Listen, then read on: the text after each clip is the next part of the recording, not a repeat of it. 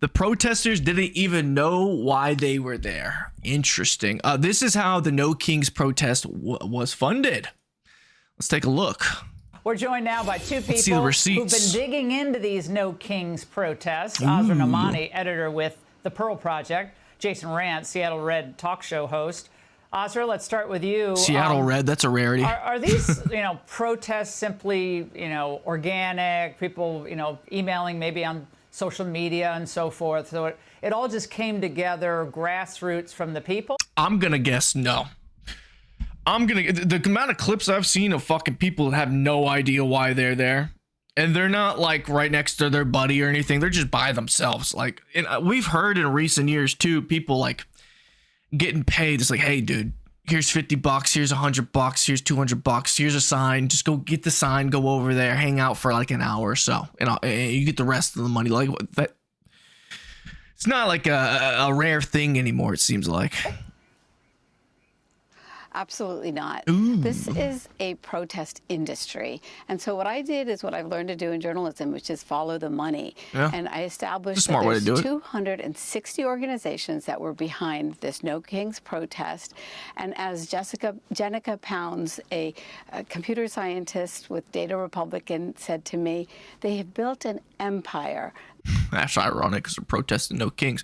But at the end of the day, I don't have an issue with having like fundraisers or, these kind of teams that put together like these resources, like, but like, and sell signs and stuff like that. I don't have an issue with that. What I have an issue for is having paid bodies. Is that been proven? Like, are they paying people to be there? These left-wing organizations. How are they making the money? Using nonprofit status to use the machine that we have in America to wage a war, that could be problematic, war on Donald Trump. And so everything was orchestrated. It was political theater from beginning to end, from social media. And the real question for people is the fact that these organizations we're living rent-free, basically tax-free in America, pulling off these protests. Mm-hmm. Yeah, it seems like, Jason, there are hundreds of organizations behind these protests. There's not one particular organization, but it is like, I really think it's actually their social life. I don't know if because we don't have clubs, community, civics organizations. Jesus, she's pretty much saying these people don't touch grass. Go touch grass. Oh my fucking God. I think we could live in living in a world where majority of adult citizens in America pay attention to what's happening here domestically and around the world. I think that's an ideal situation. I think the issue we have is honestly the news in general, and where people get their information, and understanding what's biased and what's not, what's hearsay, what's not, what's being reported, and also just the overall. The biggest problem is how news isn't news anymore. It's just propaganda. It's just biased news outlets pushing a certain message to certain viewers and stuff like that, right? That is a fucking issue, and it's not just Fox. It's not just CNN. It's fucking all of them, bro. It's all of them anymore. They think those are racist. I don't know, but this and is the brainwashing on social media. That's a big issue. Many, not all, but many of the protesters who showed up really have anymore. Yeah, they don't believe in God, but they do believe in this kind of activism, and this is what they do professionally. And they're taking advantage of different tax codes like 501c4 status, which a lot of these organizations are. Those are supposed to be social welfare organizations. I do think there should be some forms of businesses or fundraisers or whatever it might be that aren't taxed, that don't have to be a fucking church. Like we live in America, one of the greatest melting pots of all time. There's gonna be people that believe in God, that don't believe in God, that believe in fucking aliens, that don't believe in aliens. We're gonna be all over the place, man. I don't think you should have a special, like, churches are the only thing that don't get taxed. Like I don't think that's like, what are we talking about, man? And they're allowed to get political, but they don't have to disclose their donor list, which is how all of this money ends up getting funneled here. I mean, in the case of No Kings, you have Indivisible, which is the primary organization behind it. It gets funding, however, from places like the George Soros Foundation, his Open Society Foundations. They're getting that kind of money. That's a big one. And then they're getting institutional support from all of these other groups that Azra just pointed out. Everything from the mainstream stuff like the ACLU, but also to groups like the Communist Party of America, where they might not donate directly to Indivisible, but what they do is they share their contact list, or they reach out to their contact list, say, hey, show up at so-and-so for this event. And the money that they do end up spending, these groups in general, is for like signage, things like that, but also the professional activists who show up, who then use this to get more contact information for the people who show up, and then solicit for funds for donations from them. Yeah, Open Societies Foundation, by the way, gave us a statement saying, we support a wide range of independent organizations that work to deepen civic engagement through peaceful democratic participation. Our grantees make their own decisions about their work consistent with the law and the terms of their grant agreements. I'm sorry, bro. This shit's not, it doesn't even like feel like a protest. This shit just looks like a fucking parade, bro. Like, I know y'all are trying to meme with like these fucking bodysuits and shit like this, but like, no one really knows exactly what you're protesting. Trump, right?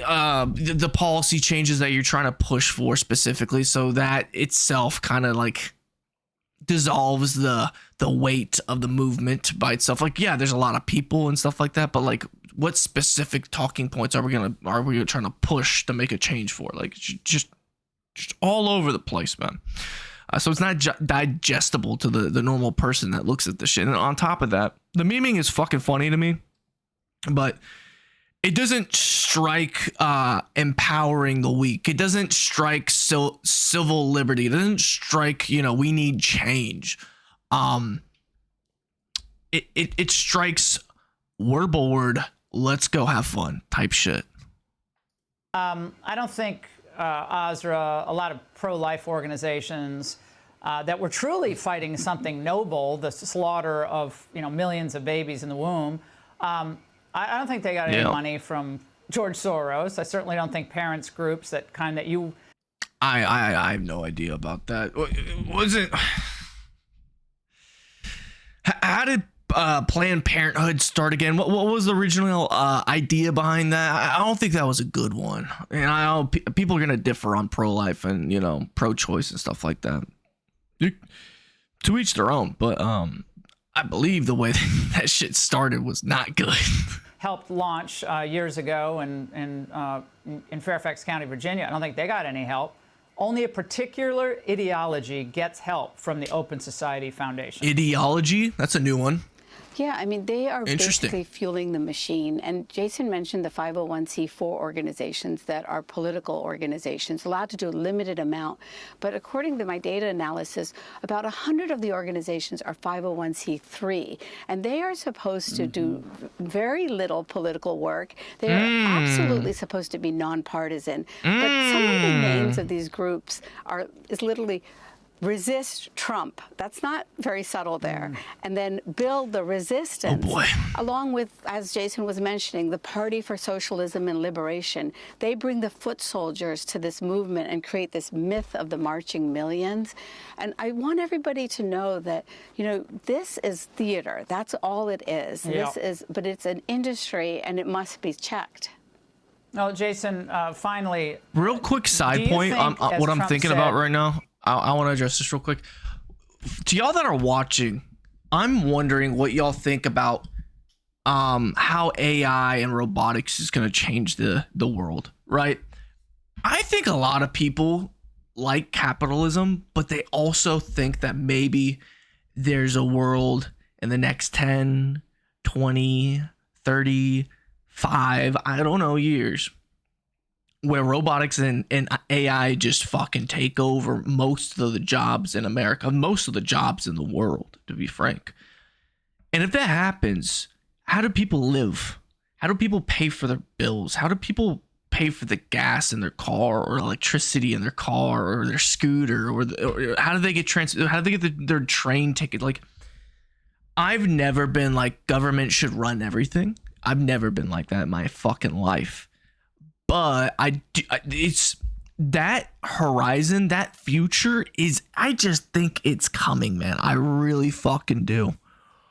I really do. Because like the amount of regulations that's on AI and robotics is fucking laughable at this point. Like we should be having a foundation already fucking well established, and we don't.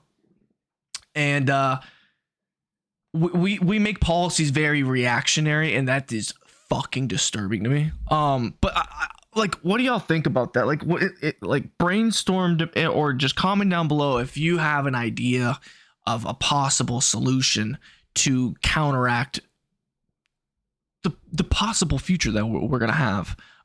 Because that's something I struggle with. Like, I think about, and I'm like, I don't know, besides like some kind of universal income. And it gets tricky. It gets so tricky. I know this is so off topic, but when people talk about socialism and stuff like that, I'm like, yeah, it's fucking stupid. It's never worked. But then I do think about what's probably on the horizon. I'm like, what the fuck are we gonna do? Like, we're fuck. I'm not trying to be doom and gloom. I'm sorry. It's just, if someone's out there and knows or has an opinion, it might spark something on my brain. I can, you know what I mean? This in any way is representative of a wide swath of the American electorate. I think he's correct in that it clearly is. And I mean, I heard a lot of the language of like, this is what democracy looks like. No, democracy looks like the Electoral College map, where you had 77 million voters who voted for Donald Trump and 312 Electoral College. Yeah, fucking California was red, bro. Like, I know the majority, like they were blue, but if you looked at the fucking map in the counties, bro, they were fucking red. Votes. That's what democracy looks like. These are folks who are protesting democracy because they're upset that they lost the last election. And the good news is, despite a lot of people showing up, they're not really going to get anything done here. Yeah, sour grapes didn't sound too good for a day of protest, so they just called it No Kings, because no one believes in that rally that Donald Trump is actually a monarch. It's the most ridiculous. No, I differ. I guarantee you, a lot of them motherfuckers believe that he's a dictator, he's a king. The amount of times he's memed about like running for a fucking fourth term, you know, winning his or running for a third term, winning his fourth term, like that shit's fucking hilarious to me.